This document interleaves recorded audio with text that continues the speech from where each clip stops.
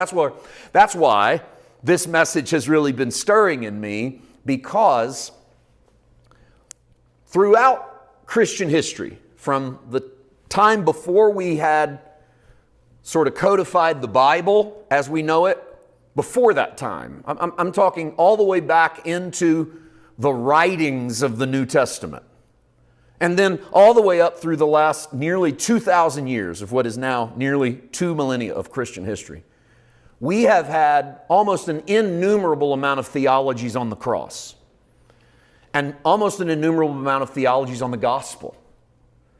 We usually start to shift what it even means to be saved within 2 or 3 generations.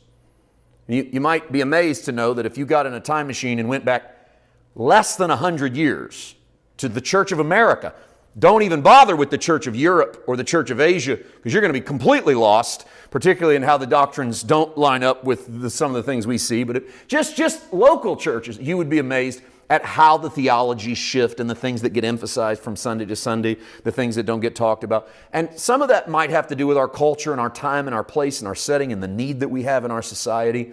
Others have to do with the fact that we emphasize one thing at the expense of another thing. We emphasize one thing as if it's the thing, and the other thing is something for the Baptists, and the other thing is something for the Presbyterians, and the other thing is something for the Church of Gods, and the other things, you see what I mean? And we've all kind of been guilty of that. It's like, well, here's what we talk about around here.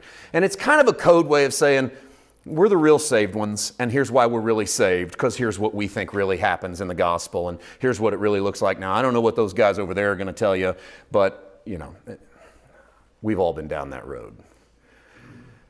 So be very careful when anyone, myself included, says anything resembling the following. All right? And that is anything resembling, Christ died because. Just put a red flag up.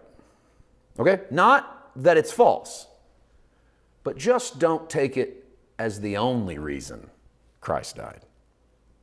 So if I were to say to you, Christ died because we needed delivered from the curse. Okay, got some scriptures for that. But that's not it. That's a part of it. But I made it sound like Christ died because of that. I mean, how many of you have heard Christ died because you were going to hell? And that's where we leave it. The whole gospel. Christ died because you were going to hell. Then the gospel becomes about missing hell. Where do you not go? Where do you go if you don't go to hell? Heaven. So the gospel becomes about hell and heaven. The gospel becomes about escaping one to get to the other.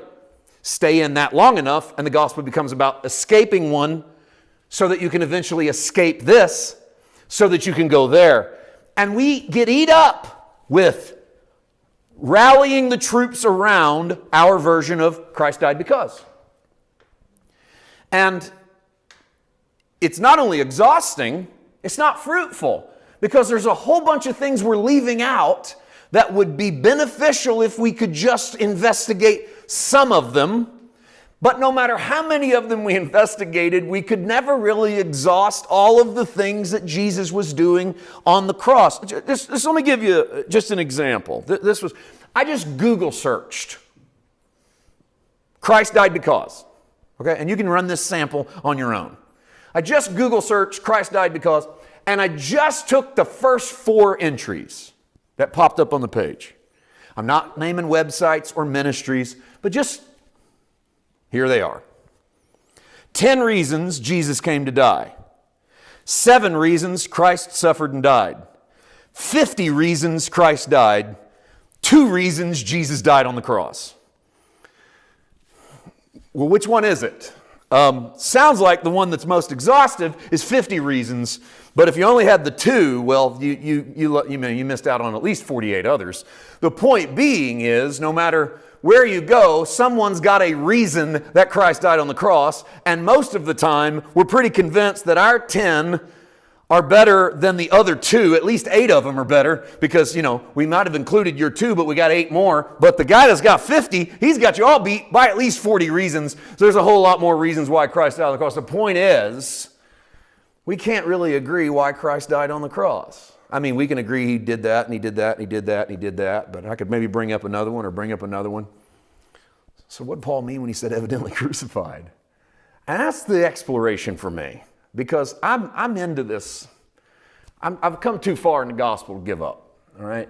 I don't care what happens in the church. I've come too far in following Christ to go elsewhere, and it's not because I have a head knowledge of theology or I know my Bible, but because I've fallen in love again, all over again, with the resurrected Christ.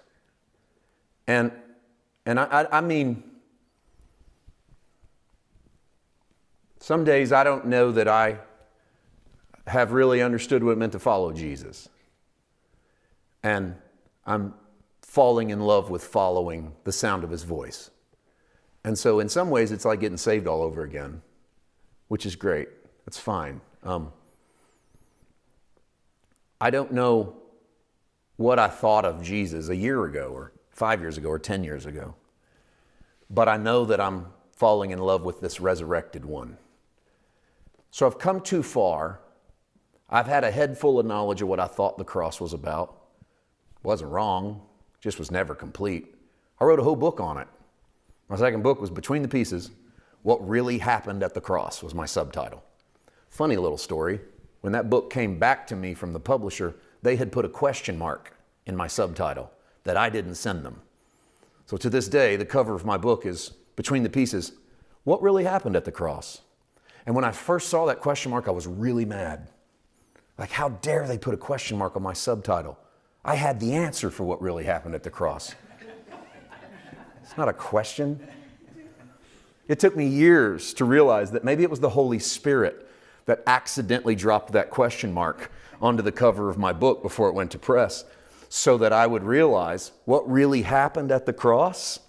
Get ready, we're going to learn a bunch of stuff, but we're never going to exhaust what really happened at the cross. Because there was a little season there where I thought, boy, I've come up with 4 or 5 or 10 or 12 or my own list of 50 things that happened at the cross. People need to read this book and find out what it is. And I still stand by the things in that book as stuff that happened at the cross. But I'm glad the question mark is on the cover of that book now, because the question mark gives me room to go, oh, there was some stuff happening at the cross I didn't know about when I saw that, because I've continued to fall in love with him and continued to see him, and he is being evidently crucified in front of me in so many ways.